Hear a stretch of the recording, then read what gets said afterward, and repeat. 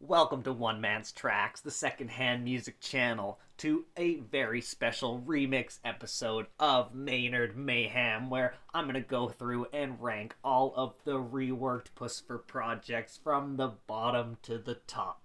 There are currently 7 of them, with a new one inevitable after they drop their upcoming LP, as well as 3 and a third EPs, which, for the sake of comparing them with the remix albums, I've combined here into one full-length project.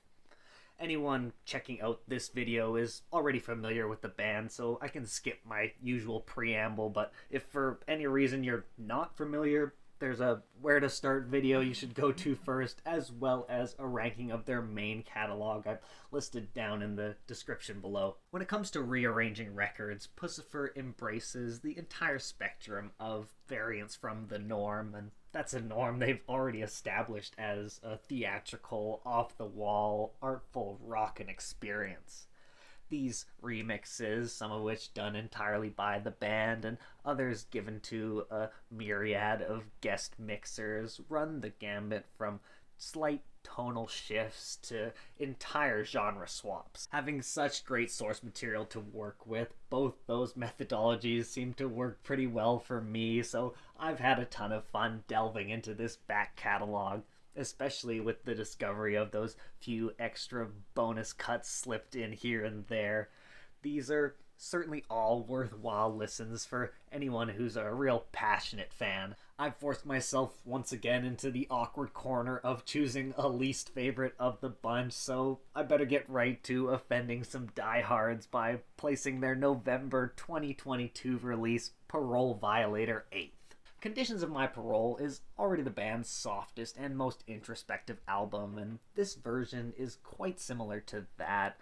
Smoothed out, synthy, with even more of a soothing vocal spotlight on it, and for the right folks, this is just the setting they're looking to appreciate, this maestro's harmonic pipes, but me being a rambunctious little rocker, I feel like this album is just a neutered version of a project I already felt was lacking in Maynard's signature visceral punch. If I was purely looking at these from a quality and cohesion standpoint, then this would likely be a top 3 contender, but this is just weird old me talking about what I enjoy about these remix albums, and I find this one just too placid, I guess. And that's not to say quality and cohesion aren't important elements of what makes a good album here, a good remix album for that matter, but I'm much more driven and thrilled by this band's penchant for adventure and ability to create moving, textured numbers than their nice production. Now, on the complete other side of things, my 7th favorite is one that shuffles its track list around in a very hit or miss fashion. It's not very cohesive at all, but it's understandable for their early years of developing this wonderful tradition, because it's the very first of Puscifer's do-over attempts, released in April of 2008. It's the V is for Viagra mixes. I'll start with the positives. We get not one, but 2 country boner mixes, and the second of which is absolutely tremendous. The Tandemonium mix of Mama Said bangs so damn hard, and the second mix of Queen Bee by Michael Patterson is pretty great as well. I think Viagra's deep, doomy, gothic electronics would make for a pretty awesome Halloween LP. Going back, some of these tracks do end up feeling a bit dated, and as much as I absolutely adore the original, outside of a few of those standout moments I mentioned, these V is for Viagra mixes just end up feeling underwhelming as a whole. At number 6, I've got one where the songs go in much different directions than their originals.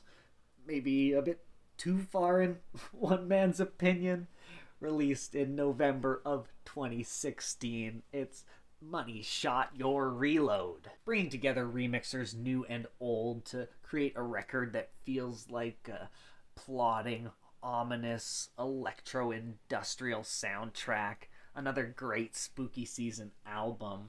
This turns up the original's trancy atmosphere, but in doing so, it seems like it's sacrificing a lot of the original hooks and melodies that made these tracks stick in the first place. Some of my least favorites on the original album end up being some of the most noteworthy tracks here, though. I gotta shout out the anxious Shoo Shoo remix of The Arsonist, the cruisy Omniflux mix of Life of Brian, and Mark Brooks's rousing take on The Remedy. Unfortunately, I'm just not getting what I want out of the title track here, and as much as I desperately want to enjoy Simultaneous and Smoke and Mirrors, it's just not happening here. Getting into the top 5 with more moody electronics, it's the band's first of the Conditions of My Parole adaptations, released in August of 2013, and a strong contender for Best Cover Art, all remixed up. This time around, there are far less vocals, just overall. It's a spacious IDM approach they take here, with the occasional slam and rock passage on tracks like Green Valley and Telling Ghosts. The grand, echoing passages of those, as well as Monsoons, really starts this one off strong. It is the album that suffers the most here from compression when you listen to it through a bad set of speakers. It needs space or the intimacy of headphones to properly appreciate the textures and layers here.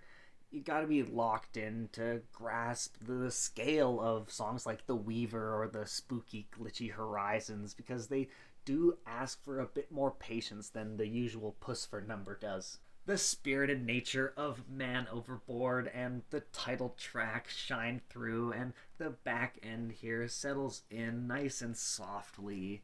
I just still really don't care for songs like Toma and The Rapture, and those really end up killing this album's already fairly tenuous flow. The fourth slot is where I've notched my unofficial EP combination album, amassed from across the band's entire timeline, a holy amalgam of Don't Shoot the Messenger, C is for Please Insert Sophomoric Genitalia Reference Here, Donkey Punch the Night, as well as No Angel from Sesanta for good measure. Now, Don't Shoot the Messenger has some pretty great V remixes, and Donkey Punch the Night is this unique, lonesome escape with tracks like Breathe and Dear Brother touching on a particular feeling of an anxious longing that still somehow remains calm and cool, and No Angel is no doubt the highlight of the EPPP, but C is for is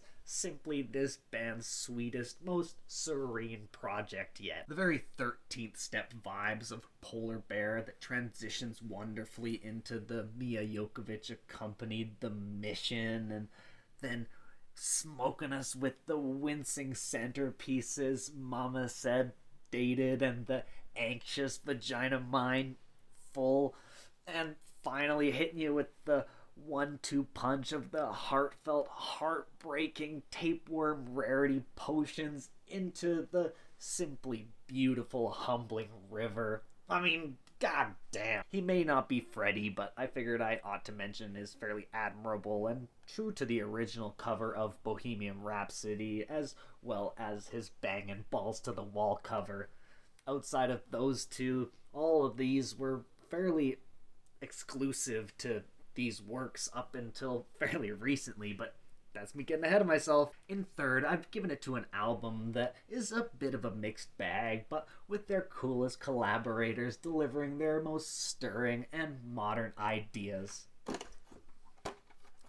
Sitting at the bottom of the podium, released in March of 2023, is Existential Reckoning Rewired, with Existential Reckoning being their most suitable for remixing, since V, they stretch out each track, explore those in-betweens, and expose some of its more overlooked elements. Cruising from its relatively tame front half, you get these solid, deep EDM revisions of Bread and Circus and Apocalyptical, and head on over, you get the robotic skittering of Troy and Tony's version of Gray Area, and following that, you're hit with the high-tempo, glitchy hyperpop of the Sarah Jones and Jordan Fish version of Theorem.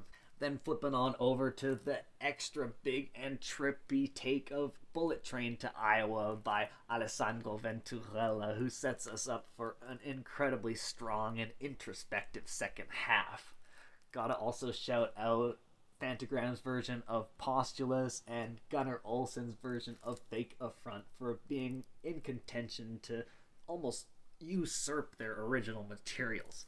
Just really great moving takes. Two left.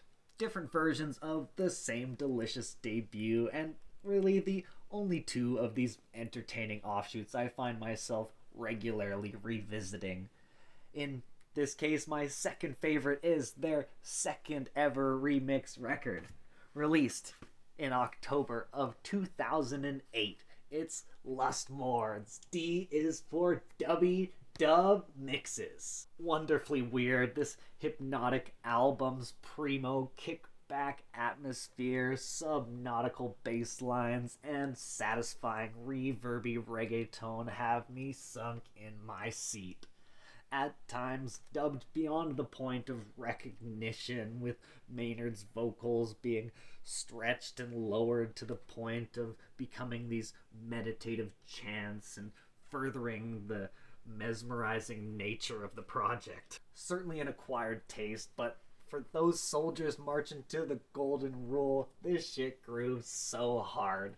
Like a dark, ritualistic musing for silly stoners, Lustmord's D is for Dubby is a singular Puscifer experience. An extreme example of what an out-of-this-world producer can accomplish with some radical source material to work with. Enjoy an hour of oddly amusing, chilled-out tunes. Float along and soak in its warm, sedating vibrations. These are certainly tougher to keep track of than their main catalog, so no hard feelings if you don't already know that my number one Puscifer remix album is their recent live reinterpreting of their V-era tracks released in November of 2022 alongside a concert film of the same name titled V is for Versatile. As much as I love it when these remix albums take hard left turns, how can I possibly turn my nose up at a dark, slick, full band rework of the absolute best tracks they've produced? Fourth time's the charm, eh? I mean, it still doesn't capture that debut's power and tension, but in this case, it provides a more harmonic and sophisticated, almost galactic listening experience. There's an excellent gravity picked up by the recording here. Great dynamic range from the intimacy of the vocals to the resonant depth of the rhythm section. Such a treat.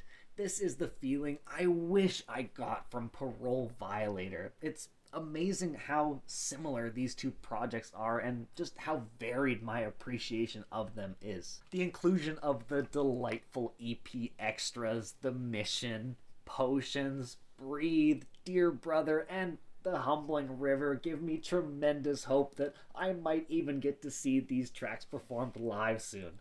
It's a shame I still don't have a ton of love for The Undertaker, but heck, I'll still take the trade-off of not having Drunk with Power, Revelations 2220, and Sour Grapes for new versions of those amazing C is For and Donkey Punch songs. I wish more bands would be as fearless to collaborate or more willing to revisit their material from radical angles as Puscifer is.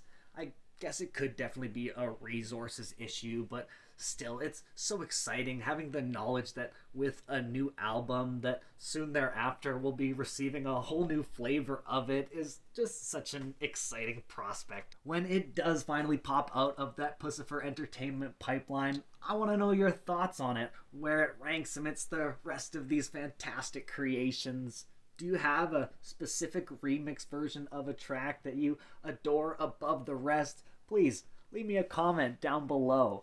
You can check out another Puscifer video here. Here's a Maynard playlist. I've got a tool video coming soon, so you can subscribe to get that when it drops.